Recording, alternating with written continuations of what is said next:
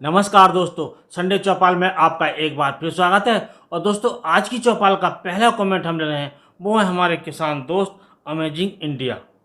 Sir, मैं Moradabad district में रहता हूँ। मुझे COS 13235 गन्ने का बीज चाहिए, कहाँ से लें?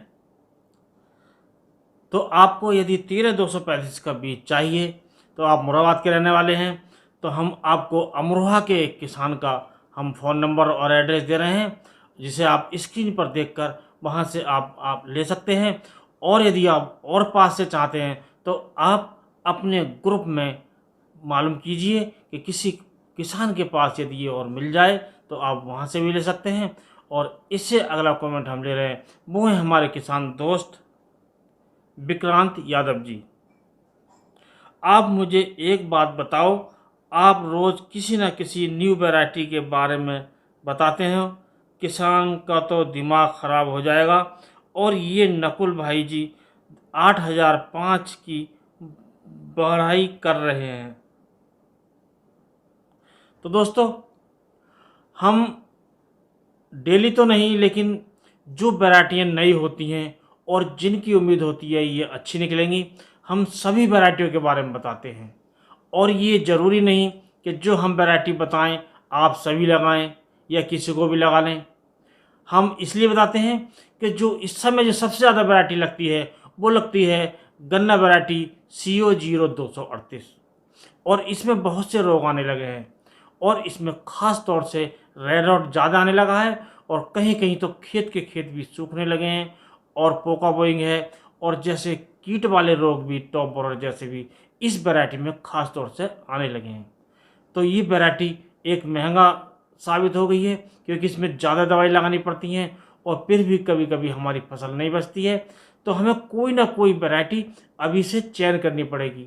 इसके लिए जो वैरायटी नई आ रही हैं, हमारा ये दायित्व है कि हम सभी वैरायटियों को लगा कर देखें, और वो लगाने के बाद हम अपने खेत में देखें कि कौन सी वैरायटी में रोग कम आ रहे हैं या नहीं आ रहे हैं, कौन सी कम लागत में हो रही है, कौन सी में शुगर की मात्रा ज़्यादा है, कौन सी शुगर मिल लेंगी।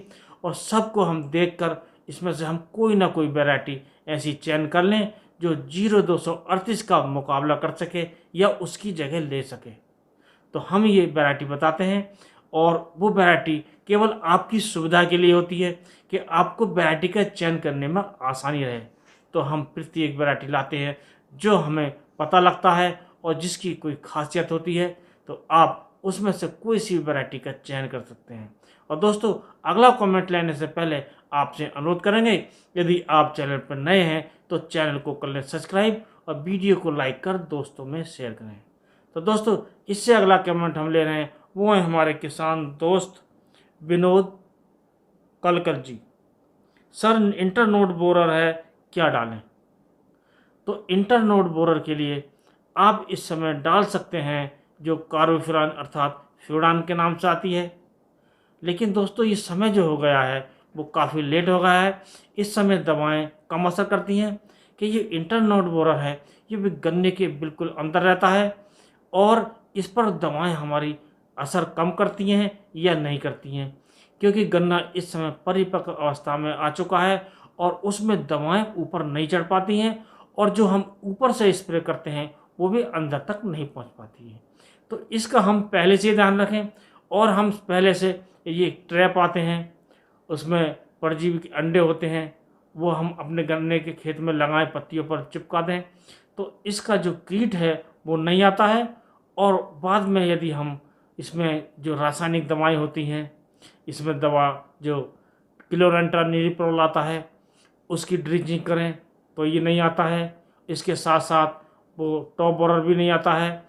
और हम ड्रिंचिंग करते समय एक बात का और ध्यान रखें कि इसमें हम कोई अच्छा स्टिकर अवश्य मिलाएं, क्योंकि कुछ ज़मीनों में जो लीचिंग की समस्या ज़्यादा होती है, दवाई पानी के साथ नीचे बैठ जाती है और हमारे पौधों को कम मिल पाती है।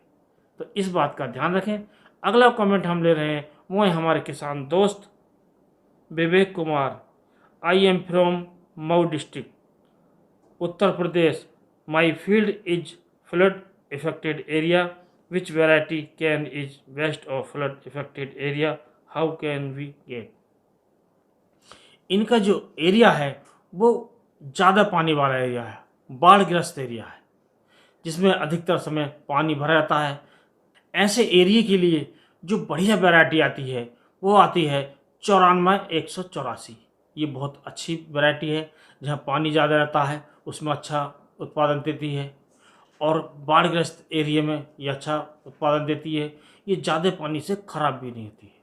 इसके साथ साथ इसमें एक और ख़ासियत है, यदि पानी की कमी है तब भी ये अच्छी खासी हो जाती है और इसका उत्पादन अच्छा है। अगला कमेंट हम ले रहे हैं वो है हमारे किसान दोस्त अभिषेक सिंह। गन्ने में टॉप बोरर आ रहा जी, क्या कह रहे हैं अब? तो इस कमेंट का जवाब भी पहले कमेंट में मिल चुका है। जो हमारे किसान भाई ने इंटरनोट बोरर के बारे में पूछा था, उसमें भी यही दवाई काम करती है और यही तरीका काम करता है। अगला कमेंट हम ले रहे हैं वो है हमारे किसान दोस्त जगदीश सिंह। सर, गन्ने में एक साथ इफ़को का Sagarika, calcium nitrate, urea, NPK 18-18-18 सभी का एक साथ इस्तेमाल करते हैं। अभी तक मेरे गन्ने में जून के महीने में एक बार यूरिया और सागरिका लगाया है। गन्ने की मोटाई लंबाई बहुत कम है। गन्ना किस्म 0118 है। तो ये 0118 ये भी बहुत अच्छी किस्म है, और ऐसा लगता है कि आपने अपनी फसल पर ज़्यादा ध्यान नहीं दिया है।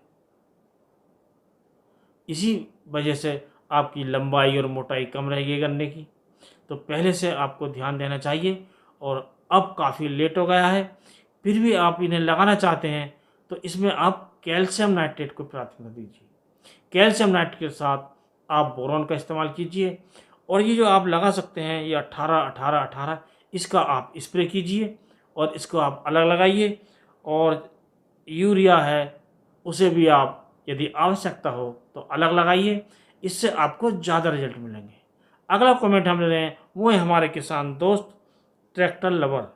सर, पोटेशियम ह्यूमेट मार्केट में किस नाम से आता है, प्लीज़ अप्लाई।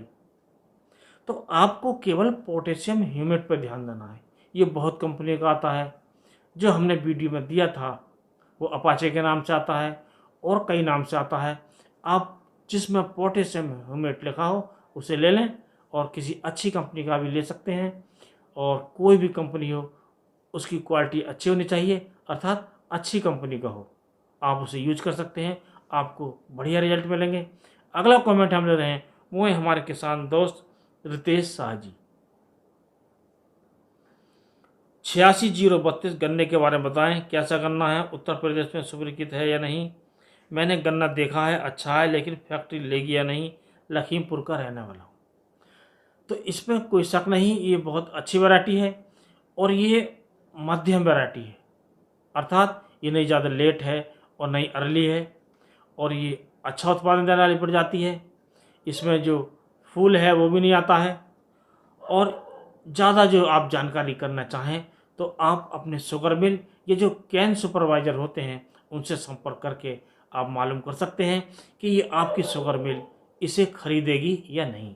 अगली बात करने से पहले आपसे अनुरोध करेंगे कि दोस्तों आप चैनल को सब्सक्राइब अवश्य कीजिए, क्योंकि हमारे बहुत से किसान भाई चैनल को सब्सक्राइब नहीं कर रहे हैं, वो वीडियो तो लगातार देख रहे हैं, और इससे हमें पता लग जाता है।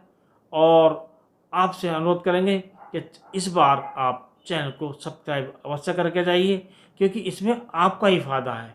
आपको समय समय पर जानकारी मिलती रहेंगी, और आपकी फसल में जो प्रॉब्लम आएंगी वो दूर होती रहेंगी, और आपको कुल मिलाकर ज़्यादा उत्पादन मिलेगा, ज़्यादा पैदावार मिलेगी और ज़्यादा लाभ मिलेगा।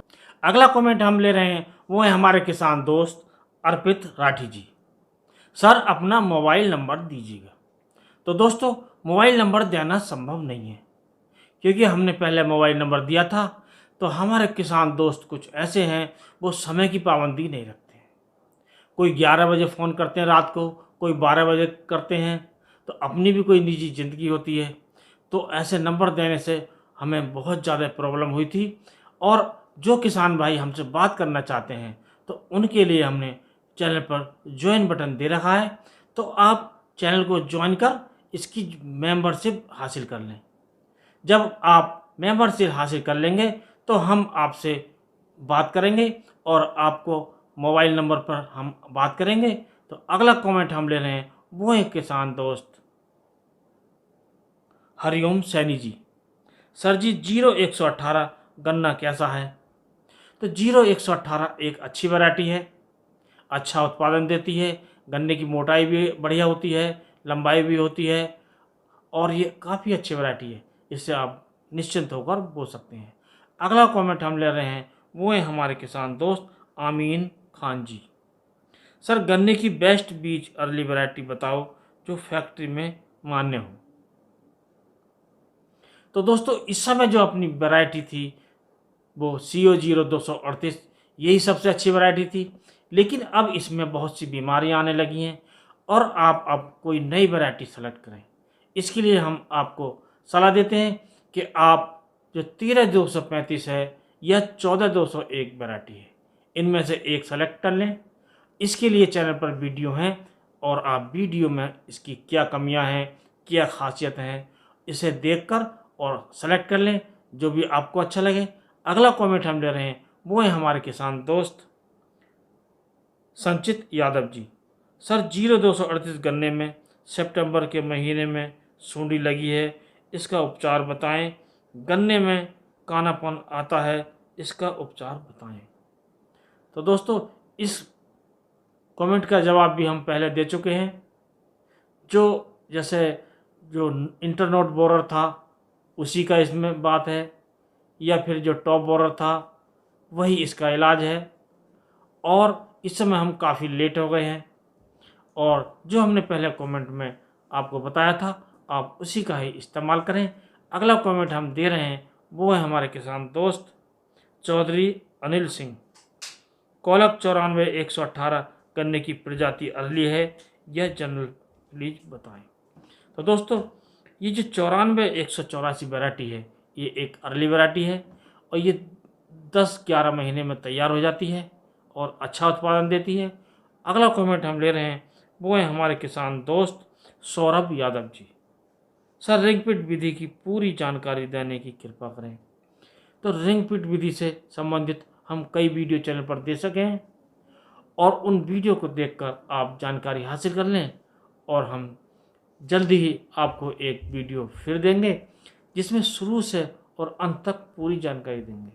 तो आप चैनल पर बने रहिए, आपको ये वीडियो देखने को मिलेगा। अब दोस्तों बात आती है बड़े काम की बात। तो बड़े काम की बात की आज जो बात है, जो भी हमारी फसल होती है, चाहे गन्ने की फसल हो, चाहे सब्जी की फसल हो या अनाज की फसल हो, कोई भी फसल हो, उसमें जो फफूंदी हमारी आती है, जो फफूंदी जनित बीमारियां आती हैं उनसे हमारी पैदावार घट जाती है।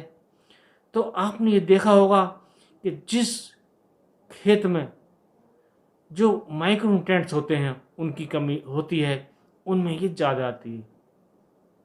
और एक बात और है, जब हम इसमें दवाई लगाते हैं, जैसे मान लीजिए हम मैनकोजेब लगाते हैं, एम्पैथाइज लगाते हैं, तो उससे ये सही हो जाती है।